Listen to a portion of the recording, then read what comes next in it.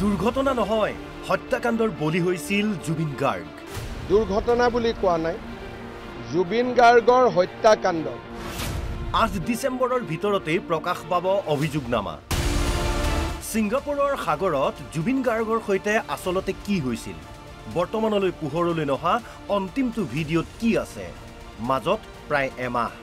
অহা 8 ডিচেম্বৰত এই সকলো ফাদিল হ'ব বুলি আজি চূড়ান্ত ইংগিত দিলে মুখ্যমন্ত্ৰী হিমন্ত বিশ্ব শৰ্মাই। এবাৰ দুবাৰ নহয়, তৃতীয়বাৰলৈ মুখ্যমন্ত্ৰী হিমন্ত বিশ্ব শৰ্মাই দোহাৰিলে যে কোনো দুৰ্ঘটনা বা অঘটন নহয়, প্ৰাণৰ শিল্পী জুবিন গাৰ্গক হত্যা কৰা হৈছিল ছিংগাপুৰৰ সাগৰত। আমি জুবিন গাৰ্গৰ মই আজি আৰু আপোনালোকক দুৰ্ঘটনা বুলি কোৱা নাই, জুবিন গাৰ্গৰ হত্যাকাণ্ডৰ চাৰ্জশ্বিট আমি 17 ডিচেম্বৰৰ আগতে দিব লাগে। মই টাৰ্গেট দিছোঁ যে 8 তাৰিখমানৰ ভিতৰতে যাতে দিব পাৰে।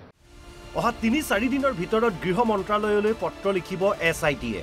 অভিযোগনামা দাখিলৰ বাবে অনুমোদন বিচাৰি লিখিব পত্ৰ। সকলো ফালৰ পৰা এতিয়া প্ৰস্তুত। বিদেশত যদি কিবা ঘটনা হয়, চাৰ্জশ্বিট দিয়াৰ আগতে গৃহ মন্ত্ৰালয়ৰ এটা অনুমোদন লাগে।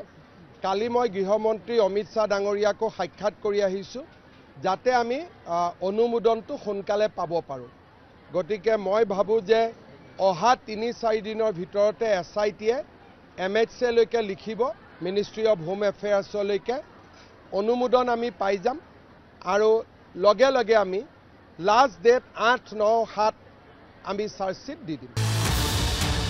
ইপিনে জুবিন গাৰ্গৰ মৃত্যু তদন্ত সন্দৰ্ভত চাৰ্জশ্বিট দাখিলৰ পাছতেই ৰাজ্য চৰকাৰে বন্ধ কৰি ৰখা বহু ফাইল খুলিব বুলিও আজি ঘোষণা কৰিলে মুখ্যমন্ত্ৰীয়ে। 100% গাখীৰততো অলপ মানুহে পানী ঢালি খায়।